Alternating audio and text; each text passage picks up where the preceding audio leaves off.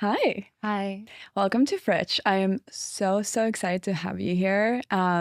We recently started this new series where we invite people that inspire the Frich team, and we just invite them to have honest conversations about money, ambition, success, however you define success. And our team has been so hyped to chat with you. I'm so excited. I'm so excited too. Yeah. Yeah. Okay, cool.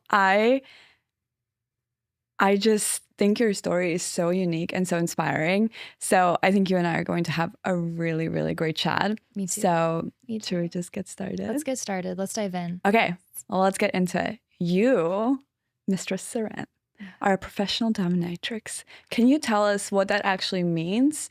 And like, what does a day in a life of you look like? Yeah. Well, yes, I am a professional dominatrix and a coach as well for couples, helping them bring BDSM into their lives and also working with young dominatrices or women who want to be dominatrices and helping kind of empower them and mentor them. But what this means is I play in the world of BDSM and kink, and I create experiences for people who want to submit to me. Mm-hmm. And so usually this is what is defined as a scene. So a scene is like a set amount of time and someone comes to my dungeon and I guide them through, I would just say, an experience for now. It really depends on who it is and what we do. But usually it can include some form of bondage. You know, I am in full control. I am calling out the commands. They are following me, listening to me. Sometimes they're worshiping my feet. Sometimes, you know, they're bound and I'm dripping wax on them. It's a very like sensory experience and also a really psychological experience because I'm kind of taking them into a state where they're not typically in, which usually, you know, I'm working with people who are leaders or running companies or running businesses and they want to have complete loss of control and they want to serve like a powerful woman. And so that is what I represent in those moments. And so a day in the life. So the other day I had a 3-hour long session with one of my clients. Is that like a long session or like a regular? You know, when I first started, I thought, how am I even going to fill 30 minutes of time? This is wild. And now I do minimum of 2-hour scenes up to 4-hour scenes. So 3 hours is like a bit in the middle. And I started the day off by going to the spa and actually like doing a sauna and cold plunge and sort of like really grounding myself and relaxing myself and envisioning what I was going to do in 3 hours with someone. And so that's how I like to go into a scene, is being in a really good place mentally and physically for me. And then someone knocks on my door and they knock 3 times and their eyes are down. And then I tell them exactly what to do from there for the next 3 hours. How do you fill the time? Like 3 hours does sound like so much time. Yeah. You know, part of my job that I love so much is I get to be really creative and visionary. And so it's really like an art form to me. And so that whole day I was sort of like, okay, like what is going to be the process? And I sort of vision the entire 3 hours in my head, and all of that could get thrown out the window depending on how they feel or how I feel intuitively in the moment. But generally I like to have a plan. Yes. And so actually in that scene, what did we do? Oh yes, please tell me. Do people like request things, or are you like fully in control of what you want to do? So people come to me with desires and requests. And I would say that what I do is I find where our desires and overlap, right? Like where do we align? And if we don't align, then I don't work with them because I do want to create the authentic experience that I am having a good time and they're giving me pleasure in some way, shape, or form. And it's not sexual pleasure that they're giving me. It's like mental pleasure. It's like excitement. It's me having a good time. And sometimes it's physical pleasure because I love having my feet massaged. Who does that? So I'm in the right industry because I like having my feet touched. So yeah, I look at like where do we overlap? where do our interests align? And then I create from there, and they get a preference and consent form from me that has like a whole list of things that I do or like to do, and they'll select like yes or no. And so that's how we create safety, is I only do things that they agree to. And so yeah, this scene actually was a little edgy because it was the first time that I was playing with this. I had been trained in it, but I had taken a small black garbage bag and I was putting it over their head, and I was strangling them, so to speak. I was limiting their oxygen, which is edgy play because, you're taking someone's breath away. But for me, I was like, I own you to such a degree that I control your breath, and I could take your life away if I wanted to right now. Like, that is the level of control that I have over you right now. And so that becomes very all-encompassing for someone. And so, for me, I loved watching the bag like expand and then contract on their face, and I'm touching their face. And at the end, I like put my sharp nails and like broke the seal of the bag that was like between their mouth. And so it becomes very like intimate, but intense as well, right? Yeah. They're losing oxygen. Literally. Like literally taking their breath away. Literally taking their breath away, yes. And so that was a moment that I had in that scene. Well, you and I have had a conversation before, and you shared with me that there are you shared with me the different elements that it takes to become a dom and to become a successful dom, and the things that people come to you for, and the actual dynamics that happen between you and your clients. And I think most people might not immediately think of these things when they hear the word dominatrix or just think about this kind of work. So maybe you can tell us a little bit more about all the different elements that go into this profession, and then how does one even become a dom? Like, what did you do to have this job? It's so varied how people come into this industry. And I feel very fortunate because it was definitely a choice for me. I was like, I want to enter the sex work industry, essentially. And I came into it. I feel like maybe I'll back up and tell a little bit about what I did beforehand. So when I moved to New York right after graduating college, and I didn't have a job.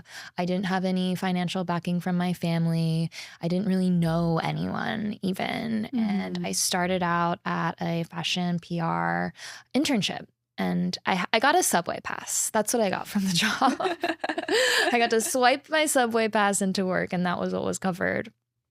And I realized that I didn't really enjoy the fashion world. I mean, I love fashion and I love aesthetic and I love style, but I didn't enjoy working in that industry. And so then I was like, well, what's next? Maybe the art world. And so then I had a role in social media and the art world. And then I thought, well, I'm not really making enough money right now. And I was like, the sales team is looking like they're having a really great time. And I love money. That's what I'm driven by money, actually, to be very honest. And so then I joined the sales team, and then that was at a big tech company. I then moved into an AI company a few years ago and built the sales team there, and took, it was an idea that then we brought and sold to big corporate companies. And, from there, I decided I wanted to see what it would be like to work at a big company, one that's very successful. And so I joined a sales team at that company, and I really felt that I was in the Matrix. I was like, I don't want to follow someone else's vision. I don't want to be in a 9-to-5 role, and I don't want to climb this corporate ladder. It actually felt so dehumanizing to be a part of such a big company. And so, anyway, I don't have to go down to like anti-capitalist rabbit hole. So let me stay focused. So I was like, well, what's next for me? We could. It's like, what is next for me? And so I had a couple guiding principles, and that was that I wanted to step into my power in whatever way that looked like. And I wanted to be in a role where I could expand what someone thought was possible in their human experience. So I wanted that to take them out of their day-to-day in one way, shape, or form. And at that time, I had thrown play parties for women, and I was very interested in like event production. And then I was very interested in brand strategy. And then I thought, I really love the dom look and the aesthetic. And I started to read books about BDSM and dominatrices. And I realized the level of depth that was available and how beautiful that world was and how psychological it was. And so it really brought together everything that I loved, because at one point I wanted to be a psychologist, you know? Yeah. And so for me, I got to build a brand. I get to create mini events, essentially scenes. Right. A scene is an event, Right. where I get to be the director and the coordinator and the producer, and then I'm sort of the actress in it as well. And I'm many different roles in that. I'm choosing the music, I'm choosing the lighting, I'm choosing how I want to make someone feel. And so it's, you know, I love control, obviously. So I was very well positioned, I think, or I positioned myself well to be successful in this because I had marketing experience, a social media experience, and I knew how to sell things. I knew about creating a sales funnel and how to manage clients. And essentially, I am in sales, Right. and I am doing client management, and I am creating and building a brand. You know, ultimately, I'm selling an experience for someone where they get to be most authentically themselves, and they get to experience feeling truly and deeply alive and giving them purpose. Yeah. That's really one of the reasons why people keep coming back to me, because right now, the majority of my clients I've been with for at least a year, and I like to keep them for a long time, because the deeper that trust is built, the deeper we can go in a scene, and the greater my control can be because they trust me. Right. Right. I think there's something that you said that is so fascinating. You said that working at a big company felt dehumanizing. And I think a lot of people might use the word dehumanizing to describe the sex industry and working for it. So it's just, I think it's so interesting because when you and I first chatted, we talked about like the nuances of how people perceive the sex industry, how people perceive like a traditional 9 to 5. But at the end of the day, like you are selling your time, your mind, your work, your effort to a company. But you, in a way, sure, like you are like assigning a dollar value to your body, but you have that control. You get to choose and you get to decide maybe more than most people working 9 to 5s do.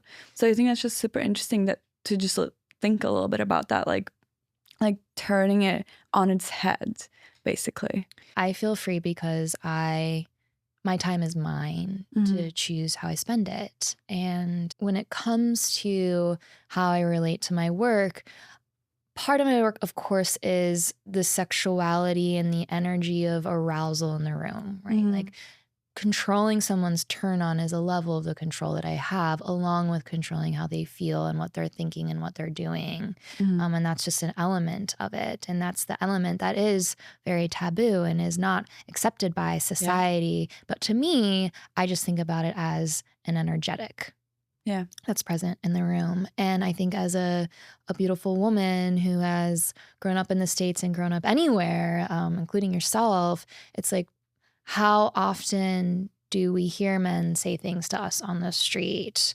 How often do people come up to us and want our time? And, you know, even I had wanted to be a model when I was younger, and models are ones that are, you know, using their beauty and their bodies as currency, essentially.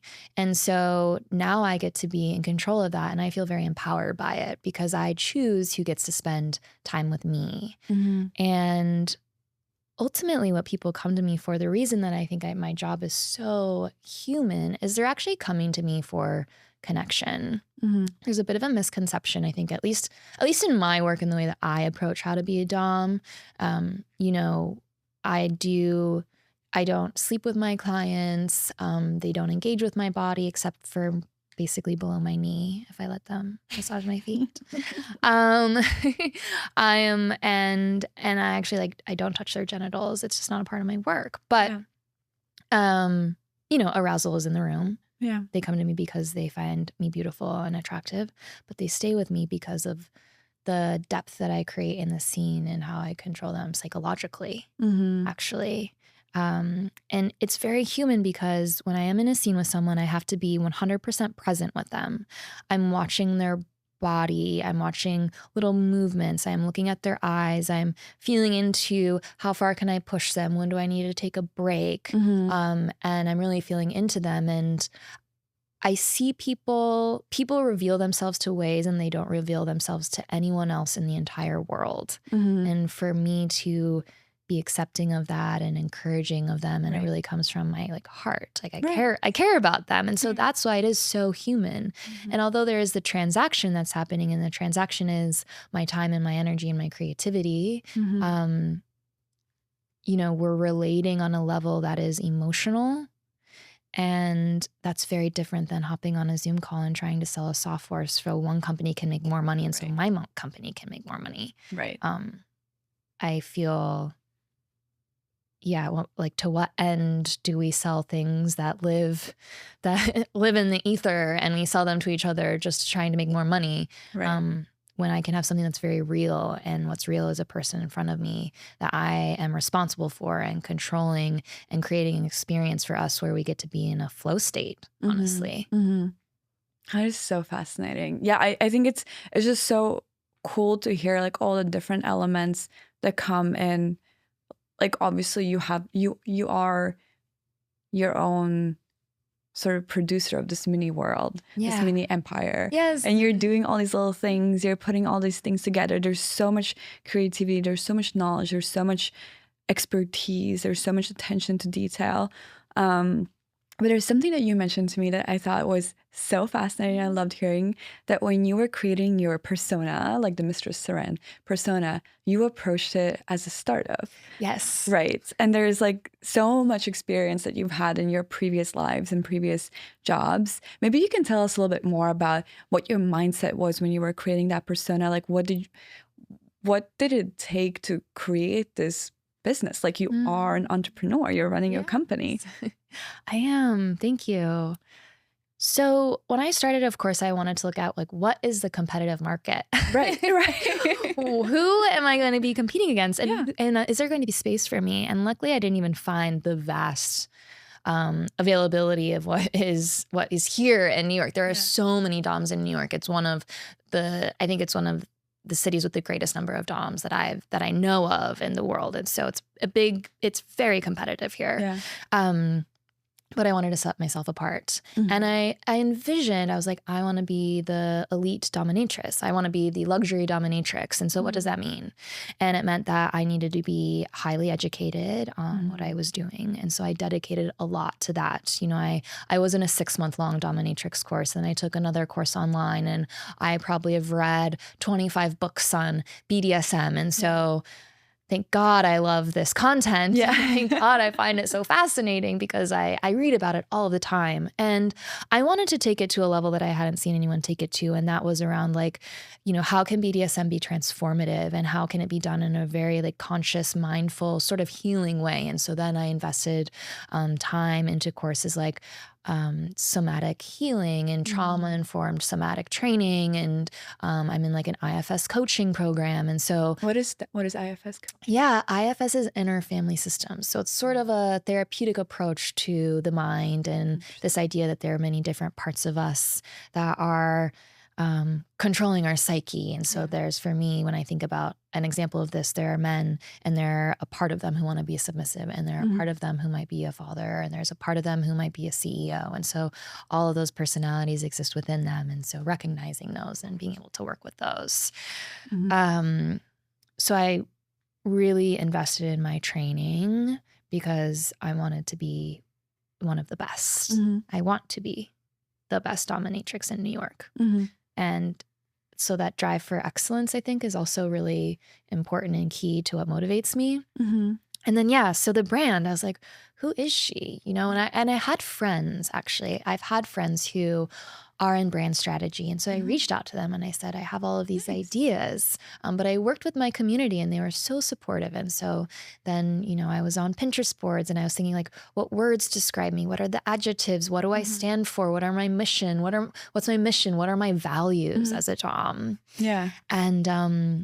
And then, you know, I had friends who were photographers. And so I reached out to them and shared the vision. And, you know, I'm the creative director in a way alongside them, or a creative partner alongside them. I'm my hairstylist. I'm my makeup artist. I'm my clothing stylist. You know, I hold all of those roles. But I also did look outside of myself to see like, who could I bring in to help me build this? And I knew that I needed to have some of the best photos out there, because that's what's going to first bring someone to me. Right. And so I looked at things as a startup, and I was like, what's going to be important for me to set myself apart from everything else that exists? And how can I build a brand that represents me and represents also like who I want to become? You know, I think part of the business is we choose our greatest work and who we want to become and what we want to be good at. Right. I'm assuming like your 9 to 5 sort of like you are answering emails. Yes. Exactly. You are, you know, updating your website. You are like making sure that your social media is on point. You are trying to like source new materials. You're managing your existing clients. Like you're filing for taxes. Like you're running a business. I'm running a business. I have people that receive like there's a full email funnel that I have. And actually now I have one of my dear submissives who is becoming my personal assistant. I have that's so changed fascinating. them to my personal assistant. And so now they're going to actually start answering emails for me on my behalf and taking care of some of the admin, so I can be thinking larger and bigger. And so the other day we were brainstorming on email campaigns, and you know, if Mistress Seren is this luxury experience, and the in-person session is like the ultimate gate-kept most expensive part, like, well, what can we do that like big luxury brands like Chanel do? Well, like they offer a perfume, so maybe I should sell my old shoes. You know, it's like, how could people? So I think about Mistress Seren, who is me, but also my business, right? You know, like a luxury brand, honestly. And so that's what I think sets me apart, because I am very fortunate to have this business background. And when I started becoming Mistress Seren, you know, I quit my job because I knew that's what I needed to do to push me into this space, because it's hard. It's really hard. It was very hard to meet strangers and dom them and hold that space as the powerful dom. And I was so shaky in the beginning, and I didn't want to do it. And so I knew I had to quit my corporate role, and I knew I had to stop having that salary or that paycheck come in every 2 weeks to actually launch this. And I had saved money. So I had saved money, so I had a cushion. So I also was quite fortunate that I got to be very picky about who I accepted as my client. And that is a privileged place. Some women in my industry don't have that privilege, and they do get hurt because they're trying to pay their rent. Right. And so there can be that dark side to this world. But as we were talking before, I mean, there's a lot of dark sides to any career. And so you just have to decide what you want your trade-offs to be. But, you know, I just said that and I realized I could sound so bad. There's no trade-off where you should ever be abused by anyone, right? So I'm fortunate where I get to be very selective. Yeah. But that's because you built such a strong brand, and you were very, very intentional before you got started. How much did it cost you? Like, what was the necessary cushion to like just spin off this business and like get started? Like, if anyone listening is also into doing this.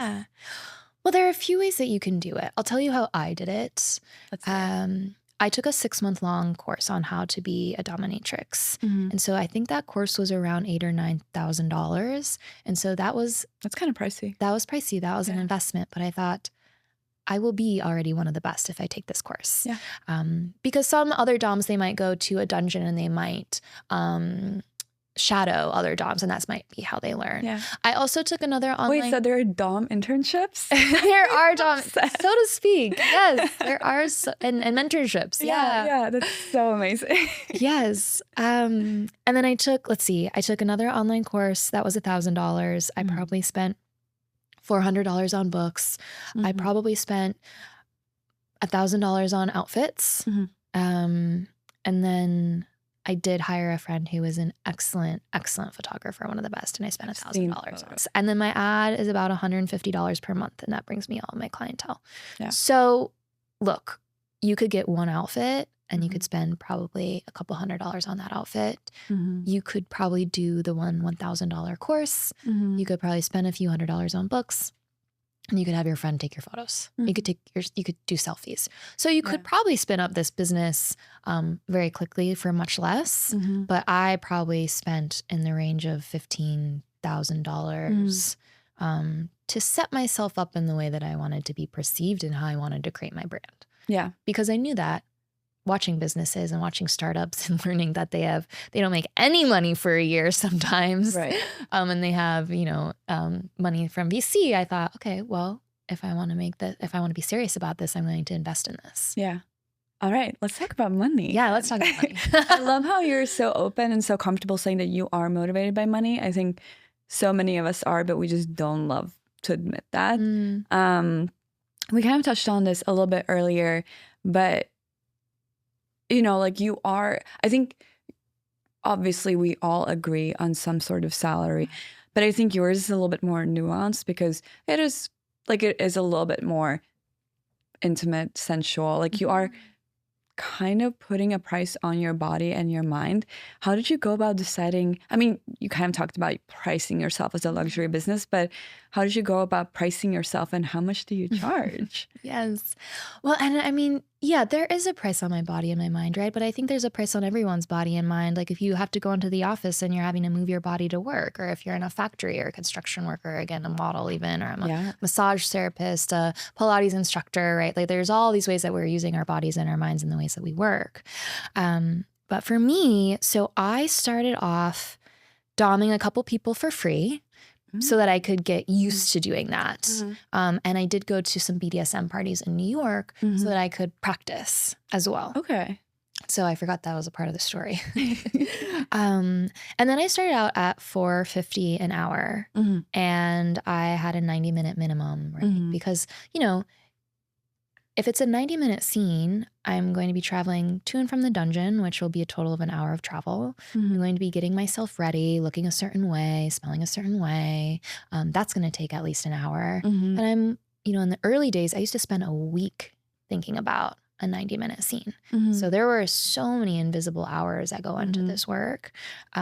Now, I might be able to get ready in like 40 minutes. And while I'm getting ready, I can think about the scene. But if it's a long 3-hour, 4-hour-long scene, as I said, I'll spend a whole day thinking about it. Right. Not many days. Right. But back to your question around money. So originally it was $4.50 an hour. And now I charge $1,000 an hour. Amazing. Yeah. And that was something that I changed this year. And it was scary to do that. I thought, who is going to pay this? This is wild. This is the rate that the doms that I had always aspired to be asked for. And yeah, when I started my business, I had doms who I was very inspired by. And I think it's always important to be inspired by someone and working up to them. And I had my first ever client who paid that rate. And when they left me the envelope, the session ended and I opened up the envelope and there was $5,000 in the envelope. There was only supposed to be $900. Oh my God. And I was very surprised, but I thought, I'm on the right path. Like this is showing me that I am on the right path. And I do feel that my time is now that valuable and my skill set is that valuable because I have been working up to this. Right. And that amount excites me to leave my house to go to the dungeon, right? Like I want to be excited by the amount of money that I'm receiving. But it is a difficult game you play with yourself as far as like, what is my value? Right. And and I think it's always good to be a little scared by what you're asking for. Because once you're very, very comfortable with it, then it's too low. Yeah, that's such a good point. I felt like that was a pivotal moment in my career, actually. And I think it's very important that we take time to appreciate when we have a growth moment. And for me to receive $5,000 in an envelope like that, the last time I had asked for that was like, I had a client where I built like a month-long experience for them and I had asked for $14,000 for 2 months. And so that was earlier on. And even asking for that was so scary. when I asked for that, which was so funny, is I didn't even know how to receive that amount of money in cash. I couldn't even conceive that someone could pay me that much. Yeah. So I actually was like, you know what, you can break it up. Why don't you just bring the first half in the first month and the second half in the second month? And you'll bring me euros in the second half because I'm going to Europe for a month afterwards. And what actually ended up happening in that scenario is that client was like, I can't work with you anymore.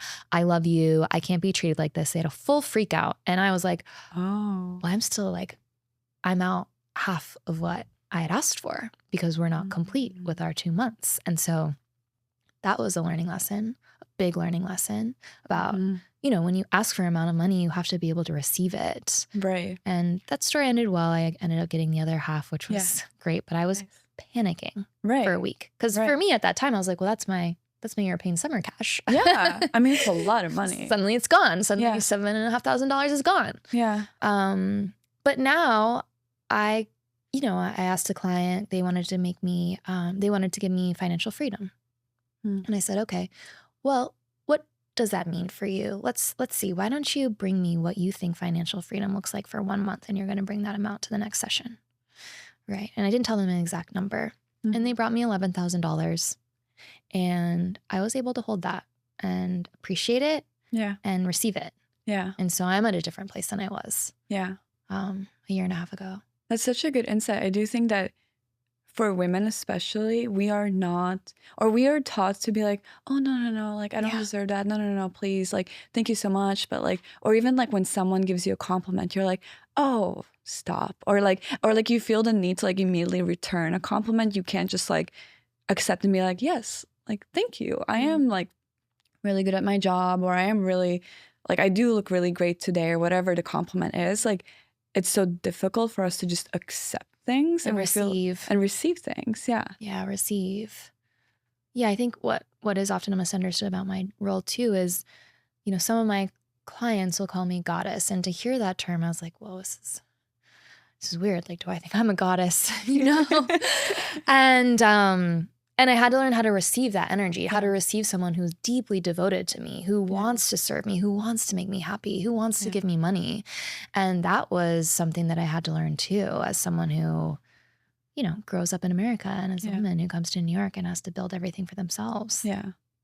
I mean, I think this is one of the reasons why I was so excited to have this chat with you, because I think what you do for your work, I think this is one of the most empowering jobs. And I think it's such a like strong like feminist move, and I'm so fascinated because I think like the work that you're doing, you're mixing some like really, really charged topics together, right? Like you're mixing money, power, gender, sexuality, like all those things, and you're kind of flipping them around, and you're, for whatever we expect, you're doing the exact opposite.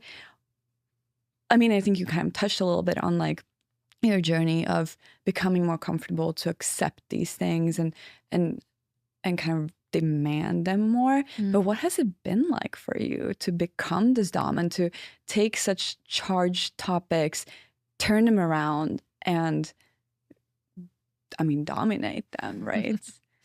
Yeah, I'm like gonna get teary. I really appreciate you seeing it and understanding it in that way, because that is the way that it is. And I would say I have seen societal norms crumble around me. And that's been really beautiful and also really weird. Right? So, you know, I'm watching the ways that society and media and power have been explained and shown to me, and I'm seeing that you can live completely differently. And I'm grateful for that. And you know, I'm asking this question actually in my partnership right now, because I'm looking at our friends who are getting married and having children, and that's a beautiful path to go on. But I think we're far past that path right now, at least in this time of my life, because I've seen how you can truly do whatever you want. I've experienced that in creating this career, and I do feel very empowered. And now I think, you know, how do I want to live? How do I want to create my life? How do I want to live radically? What do I want to do that's not, how do I want to live in ways that we were told that we can't? And so, and even I still feel the, you know, when I think about what are my dreams, I instantly feel like, can I even dream that big? Because I'm scared or have fear that I'm not going to achieve those, and then I'm going to fail. And I really feel fear, failure, which is great for business and motivation and becoming successful. Right. But yeah, I've seen the world in a new way, and I'm so grateful for that. And so I feel empowered to create a life that really comes from deep within me and from my values and from my belief system, and not from what someone tells me to do or how to feel or how to live. Yeah. And that's freedom. Yeah. No, I think it's so empowering. And I think it's so fascinating to get to know you more, like hear your story, because I think from the surface, a lot of people might think that anything that has to do with the sex industry is something that is, you know, like not disrespectful of women or it's sexist, just like just because. But I think all the things that we're bringing up, all these topics, you're actually kind of taking these things and you're flipping them around. And I just think it's so empowering. Like you actually get to completely redefine an entire industry, which I think is really, really inspiring, which is why the Frich team wanted to talk to you. Yes, thank you. But obviously I think we would be a little amiss if we didn't mention like the realities of working in the sex industry. And I think obviously like we talk about financial freedom, financial stability, working in an unregulated industry like this, like obviously you don't have all of the support that, like, for example, like health insurance, you know, like paid time off, sick days, like anything like that. Because even though this is one of the oldest professions in the world, we just like don't recognize this as a job or as like actual work. So I'm just interested, I guess, to hear just a little bit of like your 2 cents on that, like actually recognizing this as work. Yeah. And you know what? It's a lot of emotional labor is actually what you're really doing as, at least for me as a Dom. It's really holding someone emotionally and accepting them and seeing someone for who they are beyond maybe what they look like or what their job is. And so that is really a part of the work. But, you know, it does feel edgy because, right, I have a few amazing high paying clients. What if they disappear? What if one day I don't ever hear from them again? What if they die? I mean, like anything can happen. And when I choose to not work, then I really do see the fact that I'm not making any money. And so I have to be very strategic about that. And it took some time for me to get used to not having the comfort of a company. But now that I can see that it is possible, I'm really glad I explored that discomfort, and now I am in the place that I am today. But again, I mean, the sex industry can be really difficult. It can be dangerous. I am very fortunate to not have had any problems with any clients personally, but I have heard stories, of course, of women having tough or bad, unfair experiences because, you know, you are meeting men who you don't know sometimes. Right. Yeah. And so there are those realities. And we also have the reality that our government doesn't see this work as legal. And that really depends on the state, I guess. You know, some states are different than that. So you don't have certain protections when it comes to that. But I kind of like it like that. I get off on the fact that I'm doing something that I'm not supposed to be doing. Yeah. And so that actually really excites me. That's so fun. I love that. Once again, just turning it on its head. Yes. Yes, exactly. Okay, cool. Some quick questions. These are mostly things that I'm really curious about. Okay, first, how much... Actually, you did say that. How much did you charge your first ever client? That was $450, right? Yeah, $450 for an hour. How did you land on $450? That seems kind of like... Yeah, you know, I looked at what other DOMs were charging. Market research. Yes, market research. Always do your market research. And so that's where I landed. Okay. Do you make more money now compared to when you worked in tech and sales or in tech sales? Yes. Yes. How long did it take you to overtake your original salary? In the first year. Insane. Okay. Does your family know what you do? My mom does, and my brother does, and the rest of my family don't yet. How did you tell them, or how did they react? You know, I felt very comfortable to tell my mom, and she was very open to it. And I felt very lucky because she ended up really researching the industry and watching a lot of interviews with professional doms online. And so she's very supportive. And I had reached out to my brother because I wanted him to build my website because he's in college and he was studying computer science. Yeah. And so I was like, well, you know, it's important I tell you what I do now. And can you build my website for me? And eventually I had to build my own website. But alas, he knows. Okay. And it's tough. You know, I don't like being secretive to anyone else in my family. And I hope that I can tell them what I do and be accepted, right? Like that's a fear that I have of that challenging moment of revealing a big part of myself and seeing how it's received, because it's, as you said, very misunderstood, very edgy career that I've chosen. Yeah. What about your friends or acquaintances? They all know. They are all very supportive and very sweet. And, you know, sometimes when I meet an acquaintance and I don't feel like talking about my work, I won't tell them what I do. Yeah. You're like, I work in sales. Yeah, exactly. I get selective. So, fair. Yeah. Okay. Last question. And this one is a little bit longer. Do you think this is a profession that you can do for a long time? Because I think that we already kind of brought randomly up this comparison, but I think there is that comparison to modeling, because you do, like, obviously you need to physically attract the clients at first with your visual appearance. Do you think there is a quote unquote expiration date on your job? No. So some of the doms who really inspire me have been doing this for 20 years and they're still going. And so I think that to actually be a successful dom, I wouldn't recommend someone who's 20 years old to do this. Like it does take a deep level of knowing yourself, and you do have to have a self-confidence that comes from within that I think takes time. And so there are some doms who are 80, you know, they're probably not doing what maybe I'm doing because of the limitations of being a bit older.